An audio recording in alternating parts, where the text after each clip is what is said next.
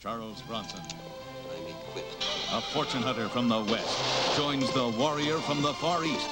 But their enemies come from everywhere, in every shape. With Ursula Andress and Bronson at his angriest. Red Sun, next week on the CBS Tuesday Night Movies. This is CBS. News seen next on 5. Watch carefully. Notice the suits of the men getting off this executive jet. The styling, the fit, the tailoring. They're all the things you expect in expensive suits. Gentlemen, where do you get your suits? Walton Clothes. Walton Clothes? That's where suits cost about half what you'd pay in a retail store. That's right. And you know where we heard about Walton suits? From this gentleman, the chairman of the board.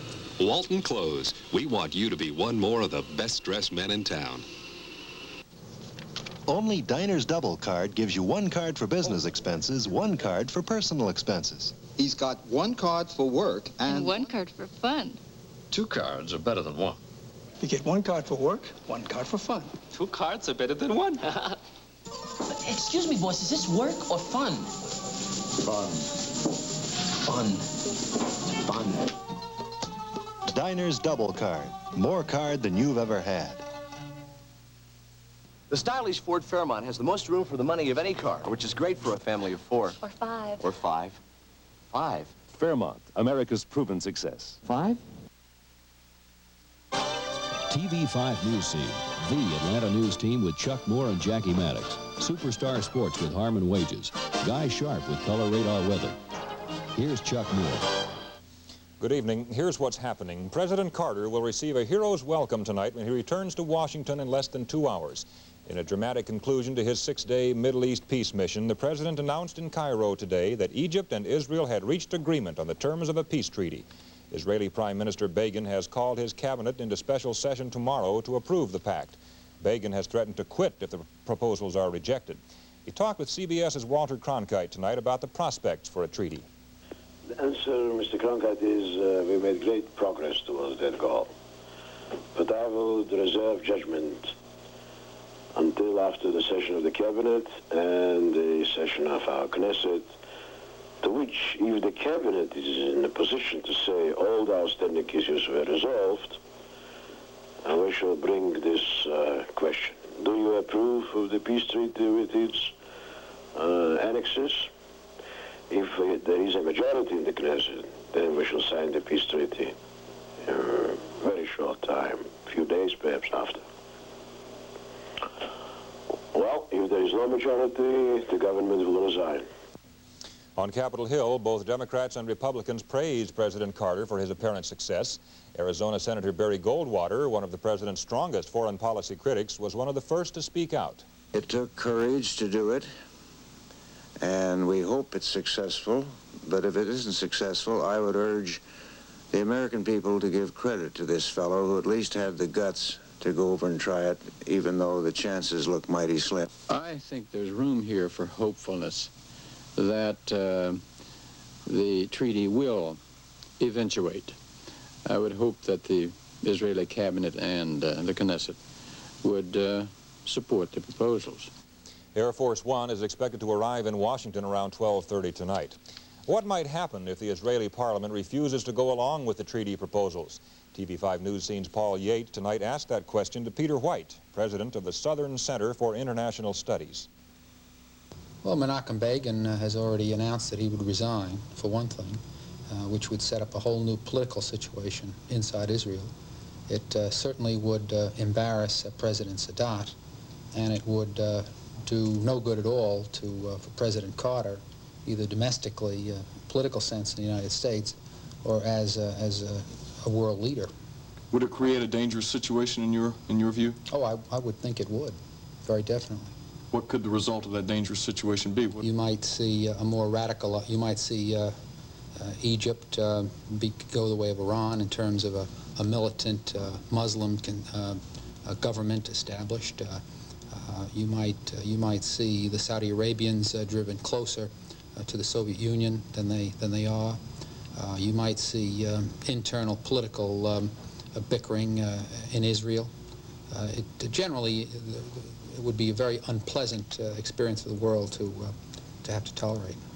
White said if the treaty is approved, one problem for the U.S. will be the cost of the settlement in terms of money and a possible American military presence in the Middle East. Jackie? Fulton County government is in a big mess, according to 3 members of the county commission. Reginald Eves, Michael Lomax, and Chuck Williams spoke to the Conference of Minority Public Administrators tonight at the MLK Community Center. They all agreed that Fulton County has pressing problems in the areas of health care, housing, and economic development. Commissioner Eves was very critical of County Manager Sam Brownlee. Eves says Brownlee has a poor record in appointing minorities to Fulton County administrative jobs. Well, a compromise proposal to increase the pay of Georgia teachers got a tentative okay today from the Senate Appropriations Committee. The panel delayed final approval until a review of the entire $2.7 billion state budget for fiscal 1980 is completed. The compromise proposal offered by Governor Busby waters down the House-approved pay hike of 9% for public school teachers by distributing a portion to university personnel and other state workers. President Carter's anti-inflation program ran into a snag today. The AFL-CIO went to court in Washington to stop the president from making good on his threat to take government contracts away from companies not complying with voluntary wage price guidelines. AFL-CIO President George Meany said Carter's threats would turn a voluntary program into a mandatory one, and he said that's why it's being challenged in court. Meany says if the AFL-CIO wins, he'll ask Congress to institute mandatory controls on all wages and prices. Chuck? There was more controversy today over the parking concession at Hartsfield Airport. The Atlanta City Council's Transportation Committee rejected a proposal that would have guaranteed the city $10 million over the next 17 months. That was a bid from a Buffalo, New York company to operate the parking lots at the airport. But it didn't include the shuttle bus service. So the council voted to rebid the contracts, a move that may end up costing the city $2 million. A committee of the U.S. Commission on Civil Rights has begun a study of how well women and minorities fit into the Georgia workforce. The director of the Commission's Southern Regional Office said today that the Georgia Advisory Committee would evaluate current state policies, hiring practices, and attitudes toward women and minorities. He said women's salaries, involvement in policy making, and their disbursement throughout state agencies will also be examined. There was a large brush fire in northwest Atlanta today. And a young boy lost his life in a DeKalb County house fire. We'll have that and much more when News Scene returns.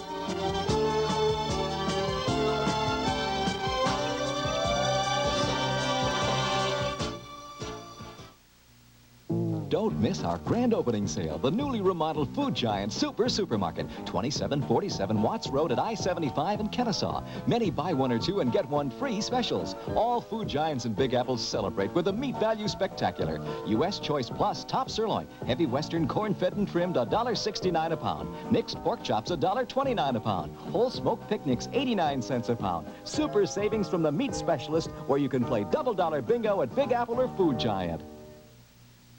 Looking for a personal car? Let Lincoln Mercury show you the light with Cougar XR7. Boldly styled with a handsome new grille.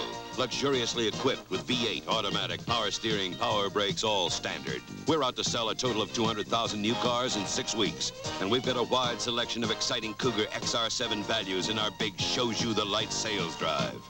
Let your Lincoln Mercury dealer show you the light now. New Orleans jazz. And there's no beer like a Milwaukee beer. Did somebody mention Milwaukee? Whenever they mention the town of Milwaukee, you think of beer. When you think of beer, the one to count on is Old Milwaukee beer. Old Milwaukee is named after the city that means beer. And every Old Milwaukee tastes as great as its name. Old Milwaukee.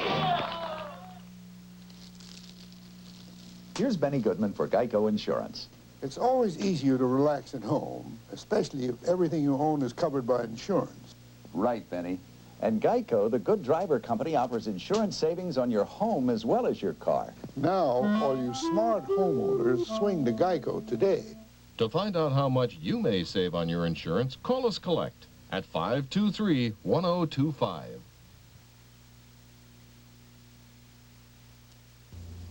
Atlanta fire officials say there were about 62 brush fires in the city today. One of the biggest occurred in northwest Atlanta, and TV5's Paul Yates was on the scene.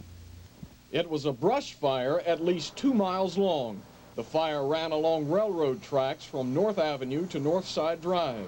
The flames came uncomfortably close to businesses and warehouses along the tracks. A muffler shop was heavily damaged. 45 minutes after it began, the fire was just about under control. Atlanta firefighters say the trickiest part of fighting a fire like this is simply getting to it. Because of the location on the tracks, we had fences. It was just a hassle to get to the fire, really. We have to get in behind these buildings. If they're open, the fences and whatever, we can get in. If they're not, we can't. We have to use forcible entrance at times. I don't know of any way that you could change it. I have no idea of any way that you could change it. Some 30 firemen had to pick their way through the area to put out the flames. The wind did not help their efforts. There was concern over a 500-gallon gas tank in the area, but the fire was contained before reaching it. Paul Yates, TV5 News Scene. A house fire took the life of a 7-year-old boy earlier today in DeKalb County. Fire broke out in the Laren Jackson home at 3949 Vera Cruz Drive about 1:30 this morning. Mr. and Mrs. Jackson made it out without problem, but their son, Lerone Lamar, didn't. Mr. Jackson ran back in to try to save his son, but couldn't get to him for the flames. Investigators say the fire apparently started in the child's room. Cause of that fire is still under investigation. Chuck. A federal magistrate is expected to rule soon on a variety of pretrial motions filed by attorneys for indicted Atlanta City Councilman Arthur Langford. In court today, Langford's attorneys argued that the charges against Langford should be dismissed. He's charged with extortion, perjury, and obstruction of justice. Federal Magistrate Joel Feldman must decide whether federal authorities violated the lawyer-client privilege when they authorized the secret tape recording of a meeting involving Langford, two defense attorneys, and government witness Fred Williams. Whichever way Judge Feldman rules, an appeal to the U.S. District Court is likely. The Justice Department says it will wait until Senate Ethics Committee hearings have been conducted before deciding whether to prosecute Georgia Senator Herman Talmadge. Those hearings are set to begin April 23rd. A former aide of the accused senator, or the senator, has accused the senator of financial misbehavior. That aide, Daniel Minshew, may also be prosecuted for his financial dealings. Remember Lynette Squeaky Fromm, the former Charles Manson cultist convicted of trying to shoot President Gerald Ford?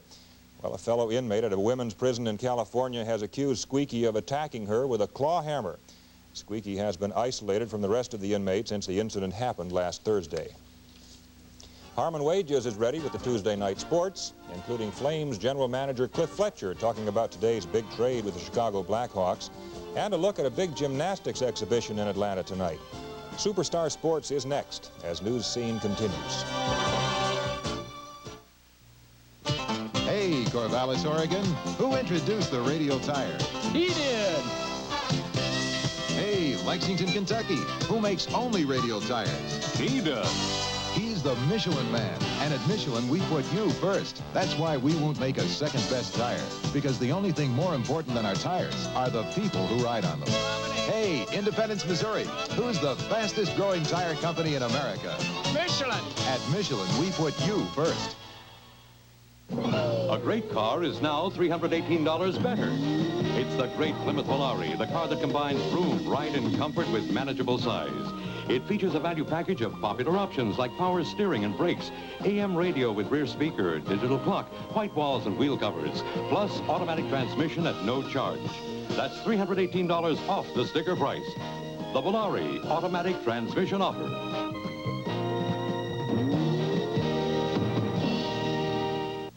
Ship and Shore brings you the fashion news for spring. New length tunics in Kiana over narrow pants. Easy, elegant two-piece Kiana dressing in beautiful prints and solids. And here, Ship and Shore's new natural linen look in shirts. All with the crunchy, rich, textured look of linen. Note the new sleeves. Ship and Shore Kiana and Ship and Shore linen looks. What wonderful ways to look. Available at fine stores everywhere. Welcome to our people-pleasing places. Mr. Carlin, your briefcase. Meet our people-pleasing faces. Holiday Inn hotels are #1 in the world with the best standards. Everything all right, sir? Everything's just fine. people-pleasing standards to help make your trip successful. Wherever you go in this whole